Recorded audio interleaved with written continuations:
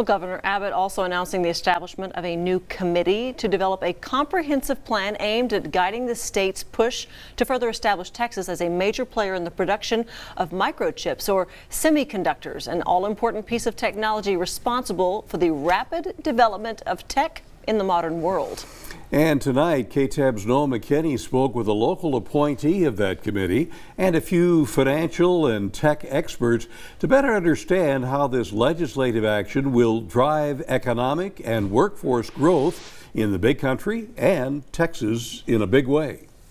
The semiconductor, though small, has made a big impact on the way we live our lives. Almost every electronic device that you see today has some form of semiconductor in it. And the chip shortage displayed just how dependent the modern world is on semiconductors. In medicine, communication, and transportation, it's a field ripe with opportunity. More and more businesses and government entities have stepped in to say we need to bring this manufacturing back to the United States or to the United States, period. A movement in which Texas plans to remain a key player. To be succinct, today is an historic day. Governor Greg Abbott announcing the establishment of the Texas Semiconductor Innovation Consortium under the 2023 CHIPS Act. Texas will lead the way in research, design, and manufacturing of microchips for generations to come. For 12 years running, Texas has been the #1 exporter of semiconductors in the U.S. The consortium acting as an advisory panel to the governor made up of state tech leaders, as well as a coalition of Texas institutions of higher education. Being part of something historical like that is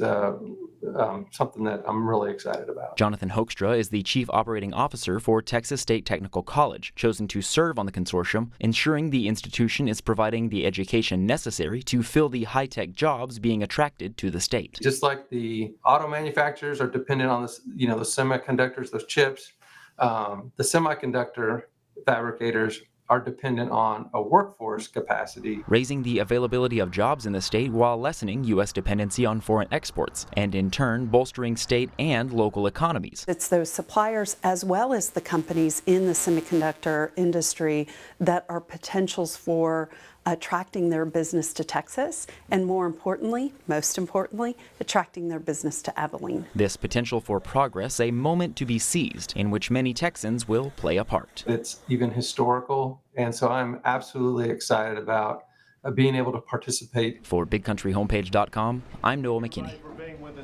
Wow, pretty exciting. Thank you, Noah. The consortium will be required to prepare and submit a report to the governor and the Legislative Budget Board every couple of years, currently working to develop the comprehensive plan that will guide the state's actions in the semiconductor industry moving forward.